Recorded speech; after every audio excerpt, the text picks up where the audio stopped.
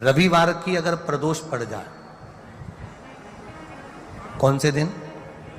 रविवार की प्रदोष के दिन ये प्रयोग अवश्य कर कर देखिएगा। ज्यादा बार नहीं करना है, केवल एक ही बार करना, बाबा स्वयं कृपा करेगा।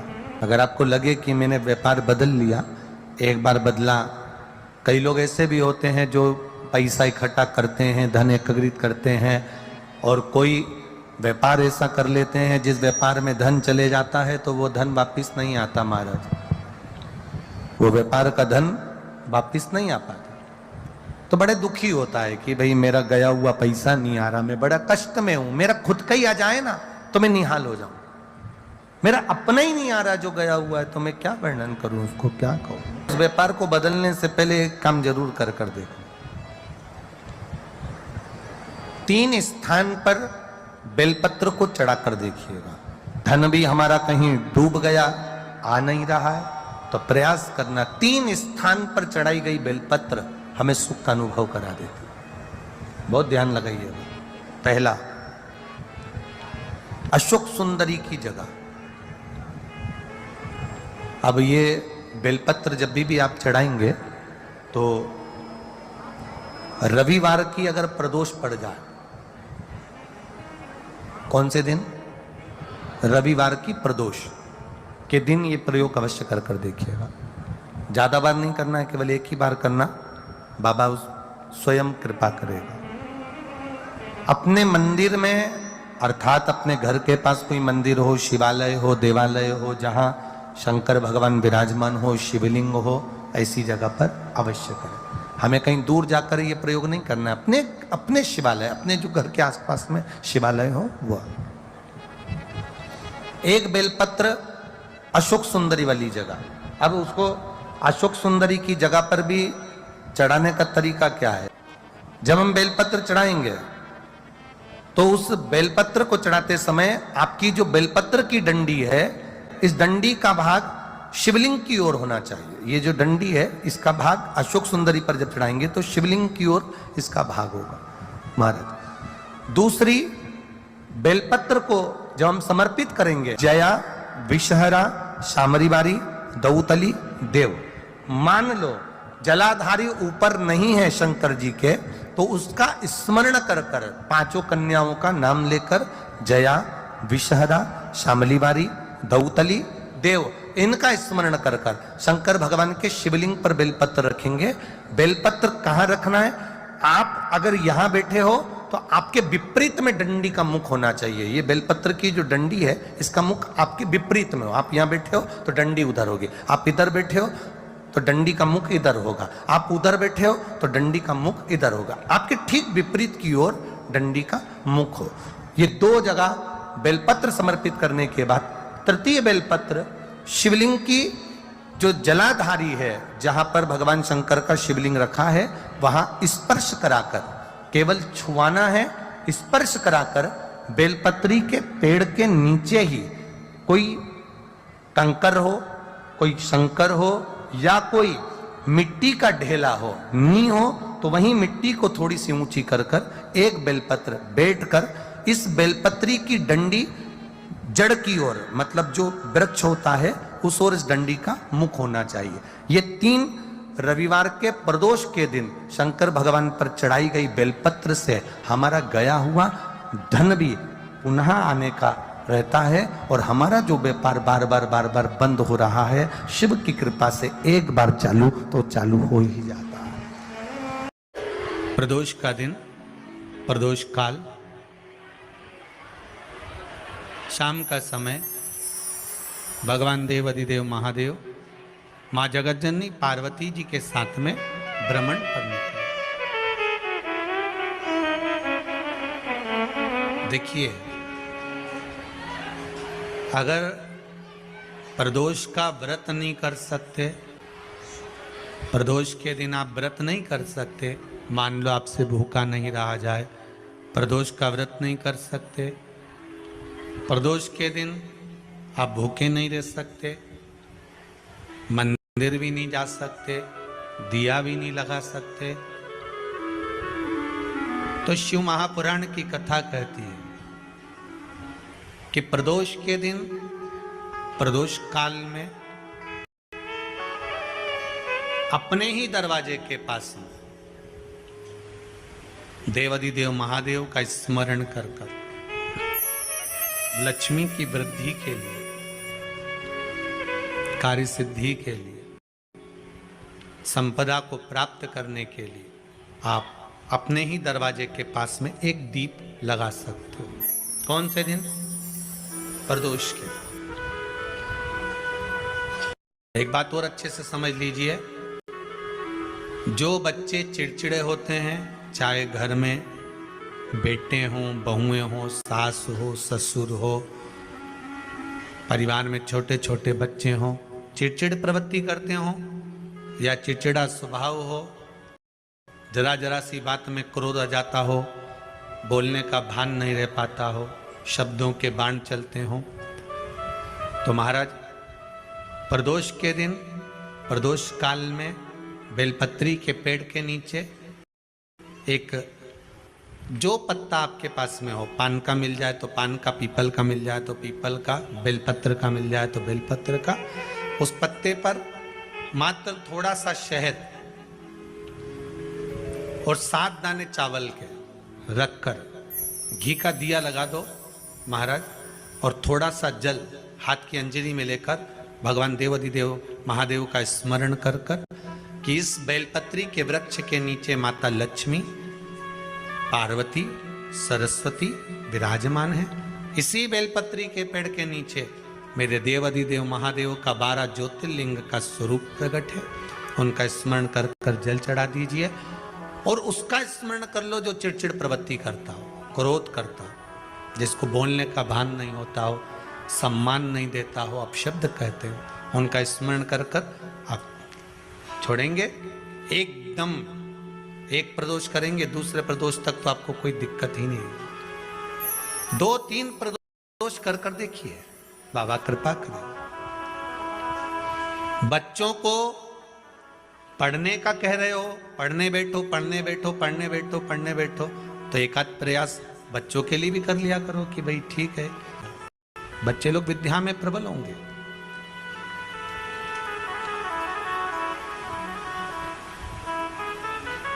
शिव उपासना का जो फल है वह 1000 का लगे।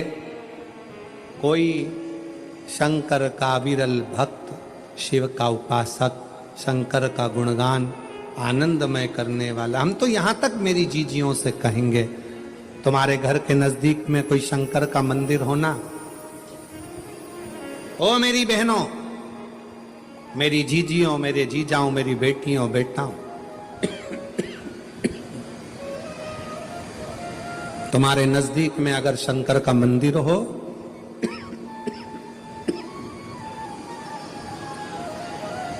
तो उस शिव मंदिर में सोमवार के दिन, प्रदोष के दिन यदि कुछ लोग एकत्रित होते हों, भजन करते हों, कीर्तन करते हों, कुछ नहीं तो अपने घर से एक बाल्टी में पानी भरकर उनको पिला कर आ जाया करो। पानी नहीं हो तो थोड़ी खड़ी शक्कर ले जाया करो, थोड़ा गुड़ ले गए, उनका मुख झूठा करा दिया करो। क्यों?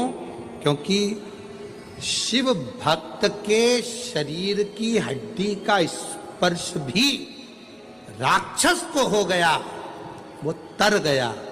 अगर कोई शंकर का भक्त है और उसका मुख हमने झूठा करा दिया तो हमारे घर के भंडारे कभी खाली नहीं होते, भरे भरे।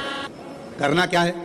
जब व्यक्ति को ऐसे गलत विचार आने लगे हैं पूजन के समय पर, अच्छी जगह पर, ये गलत गलत विचार, आप गलत कर नहीं रहे हो, आप मांसाहार नहीं कर रहे हो, आप किसी स्त्री को गलत नहीं देख रहे हो, आप किसी पुरुष को गलत नहीं देख रहे हो, आप किसी मदिरा की दुकान पर नहीं गए हो, पर आपकी विचार धारणा में अगर ये चीजें पूजन करते समय, भजन करते समय, अर्चना करते समय, मंदिर जाते समय, मंदिर में बैठते समय, मंदिर में उपवास करते समय तुम्हारी बुद्धि में अगर ये चीजें आ रही हैं, मन में अगर ये चीजें पाठ करते करते भी अगर आ रही हैं, तो समझ लेना कि आपके ऊपर कहीं ना कहीं किसी ना किसी रूप में कोई अन्न किसी के घर का ऐसा खा लिया है जिसके कारण तुम्हारी बुद्धि थोड़ी सी भ्रष्ट हुई है। उसको सुधारें कैसे, उसको संवारें कैसे?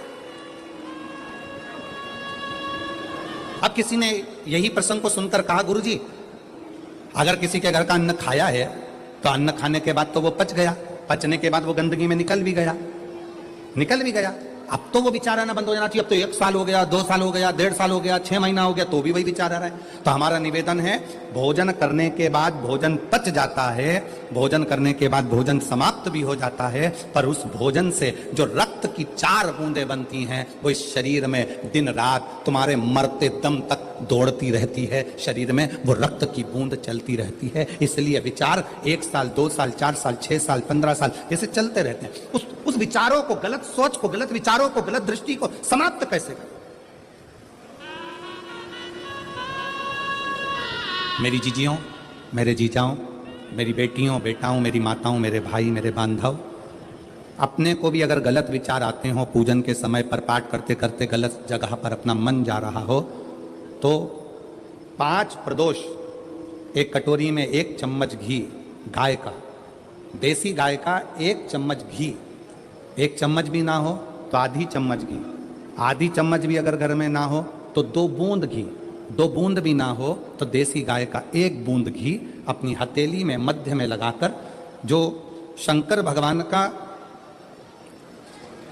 भगवान शिव जी का जो शिवलिंग होता है, उस शिवलिंग के ऊपर के भाग पर अपनी हथेली को रखकर, और जो अशोक सुंदरी वाली जगह है उस जगह पर अपनी हथेली का घर्षण करना चाहिए। लगभग 5 प्रदोष अगर आपने कर लिया तो निश्चित है आपकी बुद्धि में कभी गलत विचार पूजन करते समय आएगा ही नहीं, और गलत दृष्टि की ओर जाओ।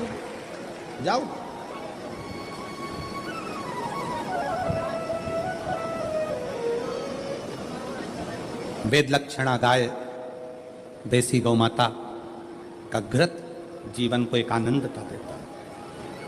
आनंद।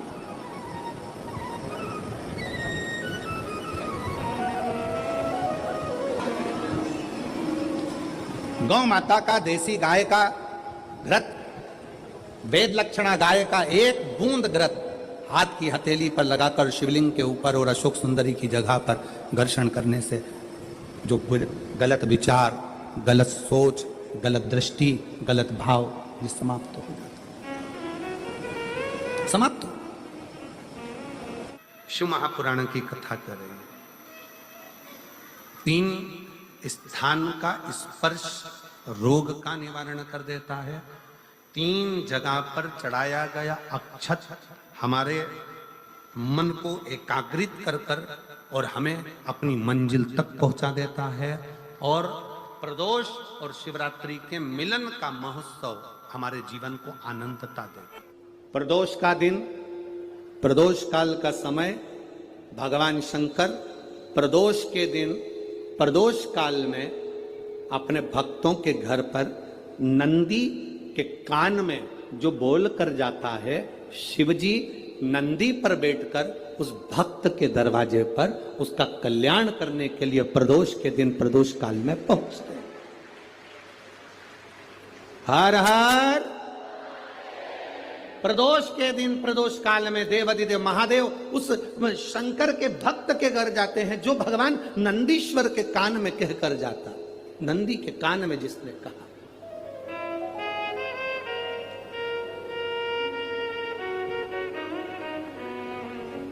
शंकर भगवान के इस शिवलिंग का स्मरण आप करेंगे। बीच में जो एक मोटी सी लाइन होती है, इसको अशोक सुंदरी कहते हैं। सब लोग दर्शन करें, जम के बोलो जरा, करें। अशोक सुंदरी की जगह जहां पूरी हो जाती है, उसके बीच में शिवलिंग और उसके बीच में थोड़ी सी जगह खाली आती है। करें दर्शन, समझना जरा बहुत अच्छे से। जैसे ये अशोक सुंदरी की जगह है, हम निवेदन करेंगे आस्था चैनल वालों से भी और एलईडी वाले भी, जिन जिनको एलईडी पर आप दर्शन करा रहे हैं वो पूरी तरह से कराएं। गणेश जी का स्थान, षडानंद कार्तिकेय का स्थान, अशोक सुंदरी का स्थान बीच में। अशोक सुंदरी का जो स्थान पूरा हो जाता है, वहां से लेकर शिवलिंग के बीच में खाली जगह आती है। करें दर्शन आप लोगों ने, खाली जगह आती है। उस खाली स्थान की जो महत्वता है, ये जो अशोक सुंदरी से लेकर बीच में जो जगह है ये भगवान शंकर की जो धर्म पत्नी है माता पार्वती, उनकी जो योगनियां हैं 64 योगनी, उनकी जो शक्ति पीठें हैं, उनकी जो सिद्धता है, उनकी जो सिद्धियां हैं, ये अशोक सुंदरी से शंकर के शिवलिंग के बीच में जो खाली जगह होती है, इस स्थान पर 64 योगनियां, देवियां, अष्ट सिद्धियां, नवनिधियां सब इस स्थान पर रहती है। इसलिए हमारे यहाँ शिव महापुराण की कथा कहती है, पूर्ण पूजन के बाद अगर कोई नारी, कोई पुरुष, कोई बच्चा, कोई बुजुर्ग अपने मन की बात का स्मरण इस जगह पर हाथ को रखकर, जैसे किसी के हृदय पर हाथ रखते हैं तो दिल धड़कता हुआ स्मरण होता है, उसी तरह यहाँ स्पर्श करेंगे और स्पर्श कर कर जब अपने मन की बात कहते हैं तो देव अधिदेव महादेव नंदी के साथ आकर प्रदोष के दिन कार्य की सिद्धता पूर्ण करते। उस स्थान की मूलता होती है, वो स्थान समझ में आएगी ना जगह? अरे बोलो तो जम के। नहीं समझ में आई हो तो एक बार फिर वापिस समझ लीजिए, फिर समझोगा। स्थान देखिएगा, गणेश जी का स्थान, कार्तिकेय जी का स्थान, बीच में ये आ गई अशोक सुंदरी की मोटी सी लाइन। अशोक सुंदरी की लाइन जहां खत्म होती है, वहां से जो शिवलिंग रखा है, इसके बीच की जो जगह है, ये जो बीच में अशोक सुंदरी के स्थान से लेकर शिवलिंग के स्थान के बीच में जो खाली जगह है, ये 64 योगनियां, अष्ट सिद्धियां, नवनिधियां, सब कुछ मेरे देव अधिदेव महादेव ने माता पार्वती को अपने चित्तवृत्ति के साथ यहां अनुमति प्रदान कर रखी है। वहां का स्पर्श, वहां का मात्र स्पर्श और हमारे दिल की बात, शंभो शरणे पड़ी मांगू घड़ी रे दुख काटो दया करी ने दर्शन। उस स्थान का स्पर्श हमें सुख देता, स्थान का स्पर्श।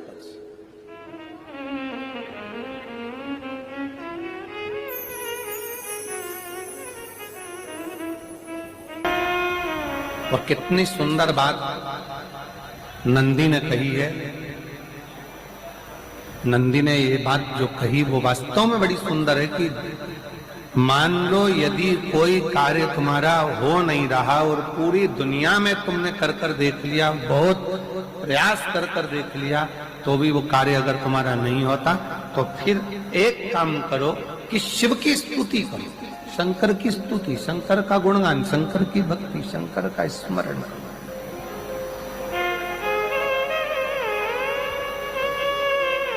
फिर शिव की स्तुति करिए, शंकर से विनय करिए, शंकर से निवेदन करिए, शंकर का गुणगान करिए।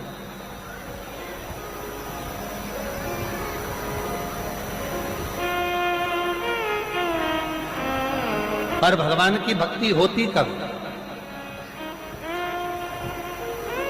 जितने आस्था चैनल पर कथा सुन रहे हैं, जितने फेसबुक यूट्यूब पर कथा सुन रहे हैं, जितने पंडाल में बैठकर शिव भक्त कथा को रसपान कर रहे हैं, उनसे निवेदन करूंगा कि शंकर की भक्ति होती कब है, शंकर का स्मरण कब होता है, शंकर की भक्ति कब होती है, शंकर की कथा सुनने में मन कब लग सकता है, जब अपने भीतर की अभिमत्ता, अपने भीतर का अहम, अपने भीतर का अहंकार, अपने भीतर की आसक्ति, अपने भीतर का काम, अपने भीतर की तृष्णा जब दूर हो जाए तो समझो कि आप शिव में मन लगा बैठे।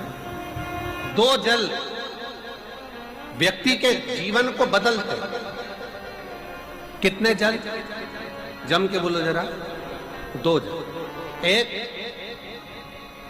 देवाधिदेव महादेव के लिए भरा गया एक लोटा जल और दूसरा है स्वयं के लिए भरा गया एक लोटा जल। यहां पर अगर बुजुर्ग मेरी माताएं बैठी होंगी, मेरी जीजियां बैठी हैं, मेरे जीजा बैठे हैं, बुजुर्ग जितनी माताएं बैठी हैं, वो पुराने समय का अगर लेख उठाकर देखेंगे तो पुराने समय के लोग भोजन करने बैठते थे ना, तो भोजन करने से पहले अपने पानी के लोटे को भरकर, अपना गिलास भरकर बैठते। किसी ने देखा है कि नहीं देखा? जम के बोलो जरा, देखा है आप लोगों ने? पुराने समय के लोग जब भोजन करने बैठते थे, पुराने समय के लोग जब भोजन करने बैठते थे तो अपना पानी का गिलास, अपना पानी का लोटा पहले भरकर आसन लग जाता था। बहू आसन लगा देती थी, बहू खाना बना देती थी, घर की पत्नी खाना बना देती थी, भोजन बना देती थी, घर के लोग भोजन दे देते थे। थाली कोई भी लगा कर ला के दे, थाली कोई सजा कर ला कर दे, पर घर का जो व्यक्ति खाना खाने बैठता था, भोजन करने बैठता था, वो अपना पानी स्वयं भर कर बैठता।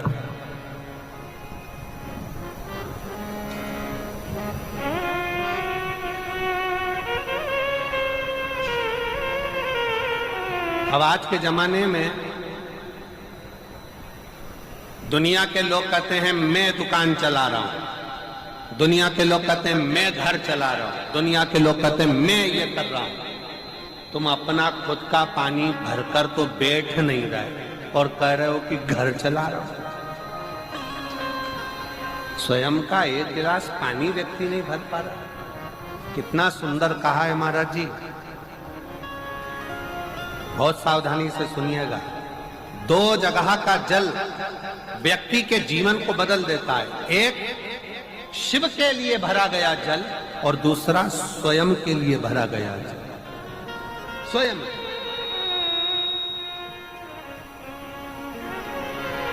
शंकर के मंदिर में जा रहे हो, एक लोटा जल अपने घर से भरकर लेकर चले जाओ और अपने घर में जब तुम भोजन करने बैठ रहे हो, जब तुम रोटी खाने बैठ रहे हो, भोजन करने बैठ रहे हो, भोजन ग्रहण करने बैठ रहे हो, जब तुम भोजन को ग्रहण करने के लिए बैठ रहे हो, तब अपने घर में जब तुम भोजन ग्रहण करने बैठ रहे हो तो एक लोटा जल या एक गिलास पानी भर कर बैठो।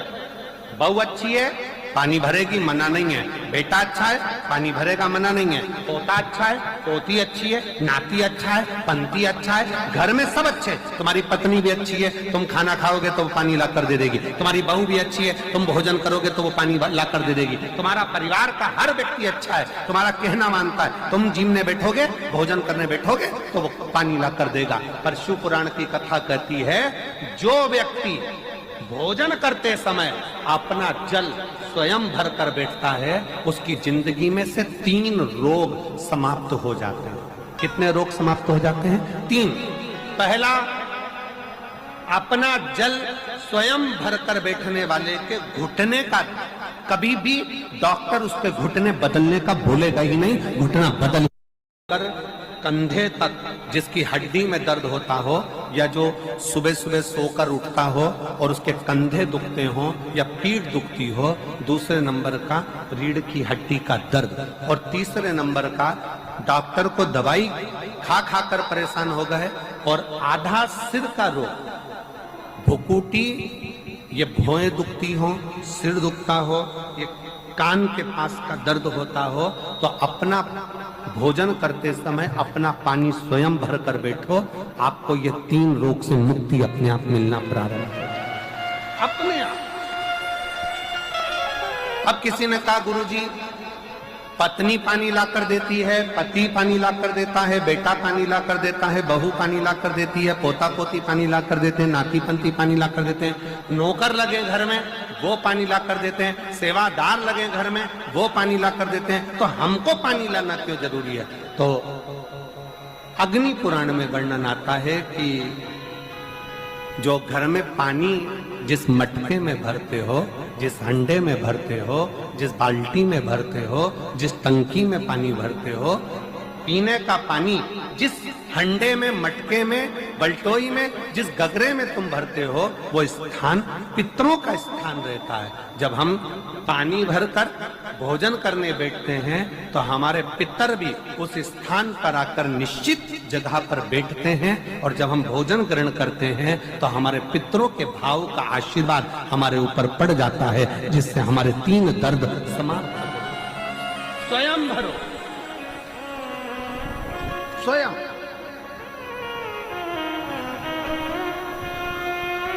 अब आज का जमाना इतना विचित्र है कि नौकर चाकर, परिवार, घर इतना बड़ा हो गया। आज के जमाने में कोई सोफे पे से उठना पसंद नहीं करता, वहीं से आवाज लगा देते हैं, ला मेरा भोजन लगा दे, रोटी लाओ। रोटी आई तो मालूम पड़ा पानी ला कर रखा बहू ने। वो बहू ला देगी, बहुत अच्छी है, बहू बेकार नहीं है, बहुत अच्छी है, बेटी बहुत अच्छी है, ला देगी पानी, भोजन भी लाएगी, पानी भी लाएगी, सब कुछ लाएगी।